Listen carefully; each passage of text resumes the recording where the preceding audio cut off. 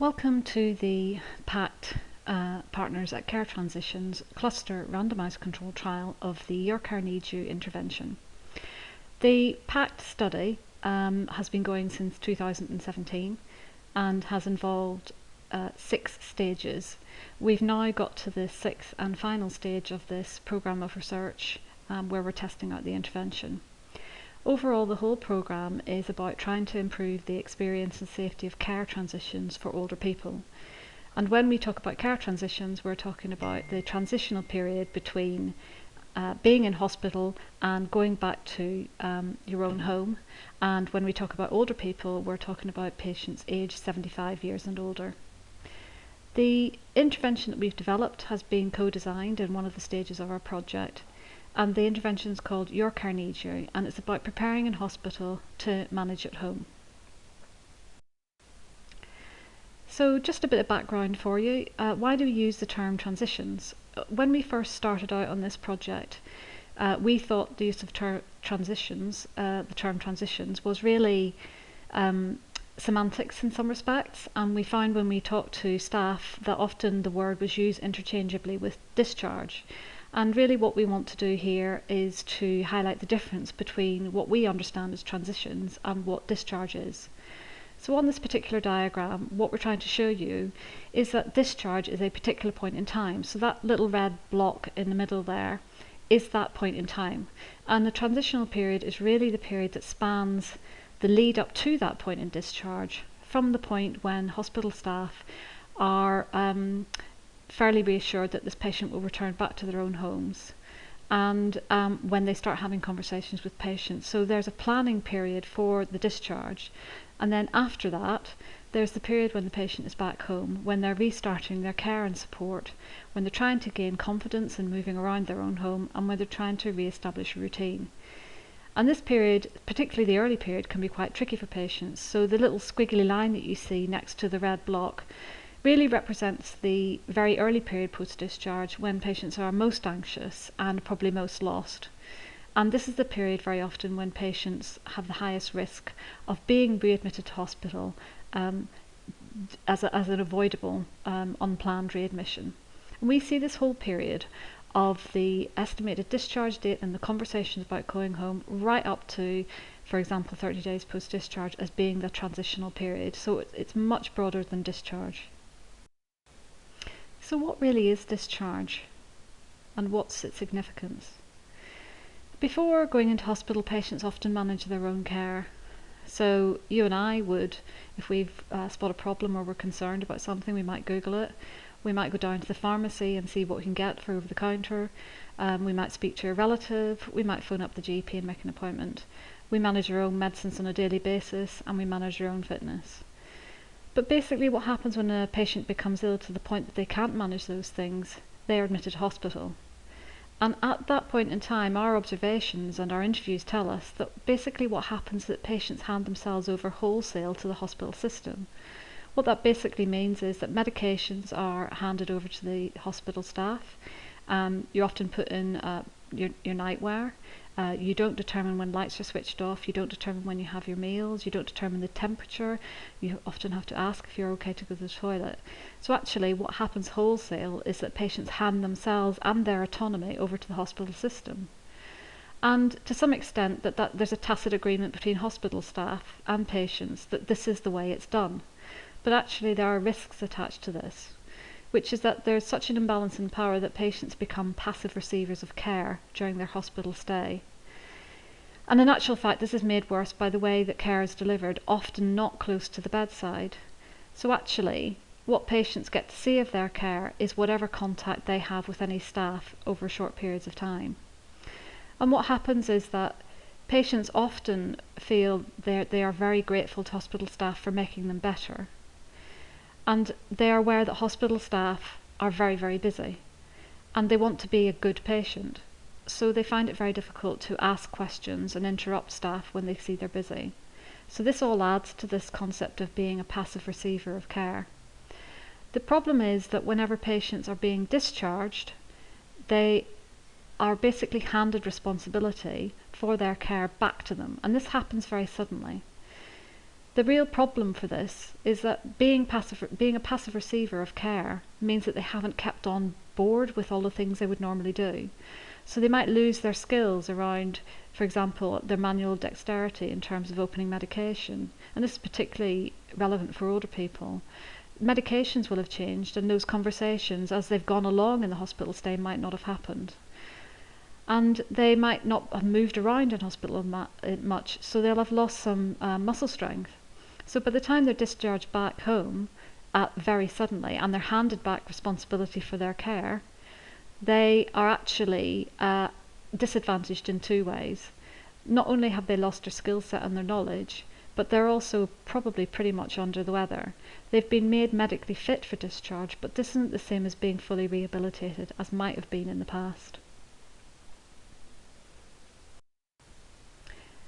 So we've already talked about why care transitions are problematic in terms of this concept of not being prepared to manage at home. But if we actually look at the data, it tells us a little bit more about the extent to which there are opportunities to improve care transitions for older people. So at the time of pulling together this funding bid, emergency readmission rates for older people were approximately 15%. And since the start of the pandemic, we know that they've climbed. So this is an area of real concern for clinical staff. It's also an area of concern for trusts as a whole, because trusts are charged by the CCG for what they deem to be avoidable hospital readmissions. So there's a real impetus here to get the avoidable readmission rates down. Approximately 30% of hospital readmissions are potentially avoidable, and this is the bit that PACT's really trying to impact on. And we know that 1 in 5 patients experience an adverse event post-discharge, and very often this is related to medication errors, some of which are down to the wrong medication perhaps being prescribed, but also patients themselves not understanding the medicines and maybe taking wrong medicines. So that's the quantitative data, but we also know that there's a whole host of literature out there based on interviews with patients and carers, which talk about a per patient experience of transitions.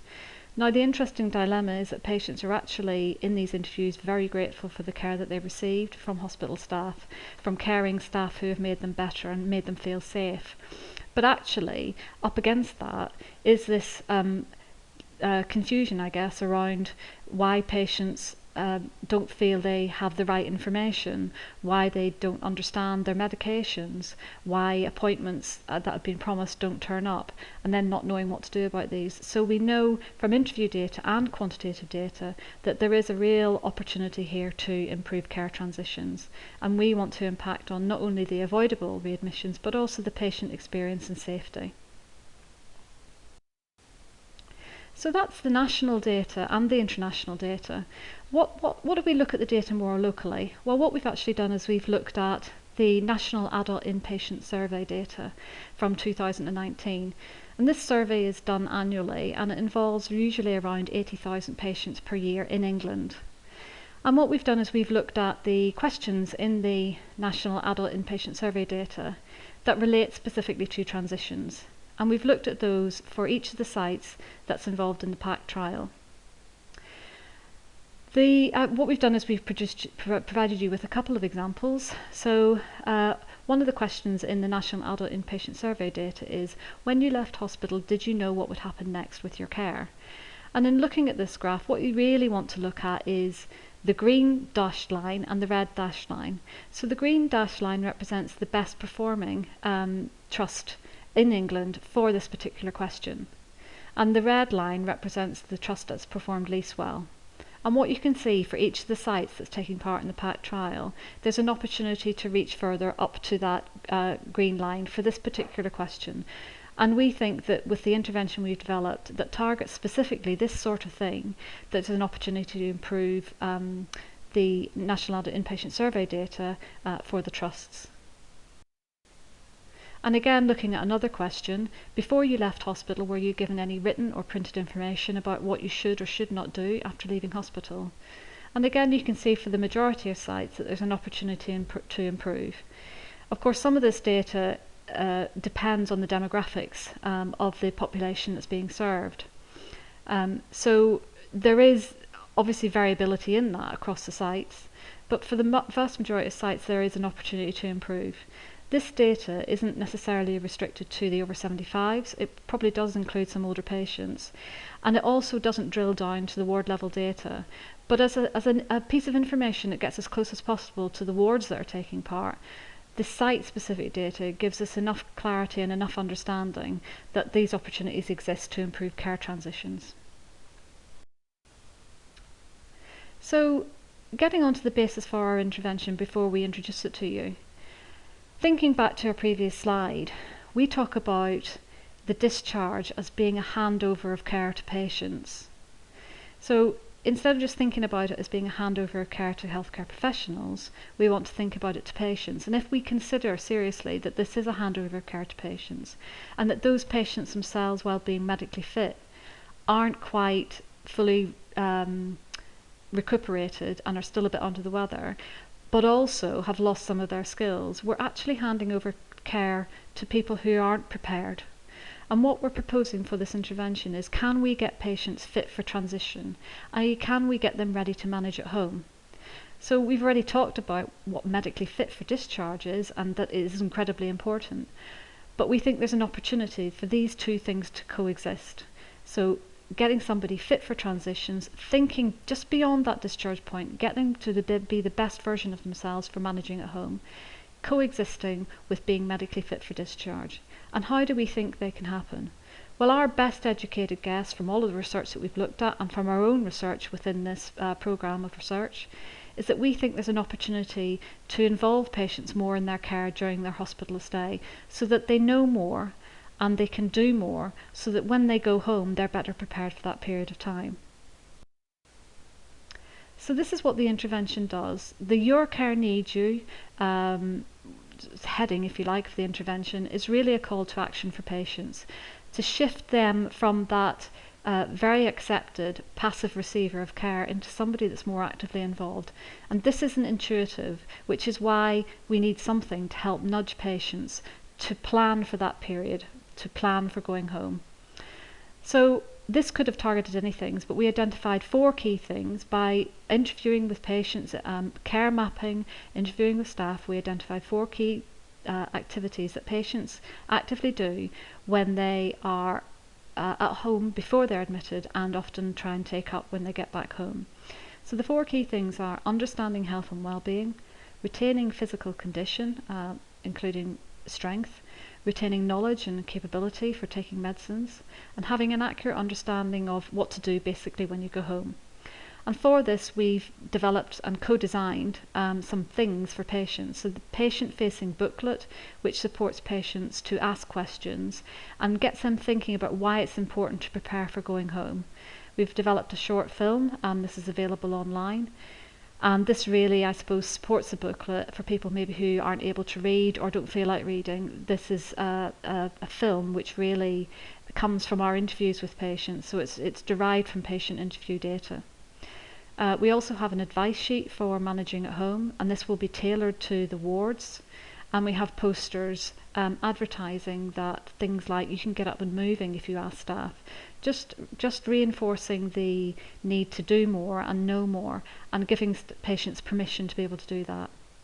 Kind of wrapped around that then, what we want to do is to support staff to enable patients to know more and do more, because our understanding from having talked to patients is that if staff just give them out a booklet, then nothing will change. Patients need to know that it's acceptable for them to ask questions. They need to be given permission to ask questions. But also, a booklet itself won't change conversations and won't change the timing of conversations around medicines. And also it won't allow patients to get up and get moving. That has to be done in conjunction with staff. So what we want to do is to support staff to enable patients to know more and do more around key things that they can. So again, that they're better prepared for managing at home. And we have developed a training package for staff, which will be a 2-hour training programme, and this is specifically for ward facilitators who have taken up the opportunity of setting up this intervention on intervention wards. So we've put all of this stuff, including the majority of the training, onto a specific website, a Your Care Needs You website. The website is going to be made available to all staff on the intervention wards. There is a patient page and a staff page. The patient page doesn't need a password and you can access that at any time. If you want to access the staff page, you'll need a password and you can ask us for that. On the patient page there is the patient booklet, the patient film, and an untailored version of the advice sheet for managing at home. The staff side is very comprehensive and it includes numerous short films and presentations to help create awareness and support training. So for example, we have a short animation which explains the concept of flow and the impact of flow on staff pressures and also on unplanned hospital readmissions and the patient experience. The other thing that we offer, for example, is some short films showing the good, the bad and the ugly of how to introduce the booklet and the intervention to patients as part of a training programme for staff. Again, if you want to access the staff page, please contact the PACT team on the email provided. So what do we think Your Care Needs You will achieve? Well, our plan is that by encouraging more patient and wherever possible care involvement, we'll increase patient knowledge and skills so that they can manage better during the transitional period. And we think this might impact on adverse events and improve the patient experience of the care transitions and eventually impact on unplanned hospital readmissions, certainly the avoidable ones, and also potentially impact on the healthcare utilisation. So this is a short final note for research nurses involved in recruiting to the PACT trial. Just so you know that patients on the intervention ward, the plan will be that staff deliver that intervention to pretty much most patients. There is no inclusion or exclusion criteria for receiving the intervention. We've been asked a number of times by staff who can receive the booklet. Our approach is that you deliver the booklet and the film and the advice sheet as a general ward initiative, effectively as your own quality improvement programme. And so there is no inclusion or exclusion criteria. And if, for example, they want to deliver the intervention to somebody who's age 65, they can absolutely do that. In the trial, we'll only include those who are age 75 and over, but we want to completely separate up what is delivery of the intervention and what happens to be the trial processes. The other point to reinforce this is that when you go to recruit a patient to the trial, they are only consenting to follow up. They are not consenting to receive the intervention. So if you are approached by a member of staff who knows that you're recruiting to this trial and makes the connection, because we haven't made that connection explicit to staff, if they make the connection that you're recruiting to the PACT trial and that this is linked to Your Care Needs You intervention, and they ask you who they can give the intervention out to, you can advise them to give it out to whoever they see it being clinically relevant for, or you can direct them just to the PACT team. We definitely want to reinforce that there's no inclusion or exclusion criteria for receiving the intervention and that the trial processes are completely separate. So thank you for listening to this short presentation which gives you the background to the PACT intervention. We hope you've enjoyed it and we hope you very much enjoy working on the PACT trial and we look forward to working with you.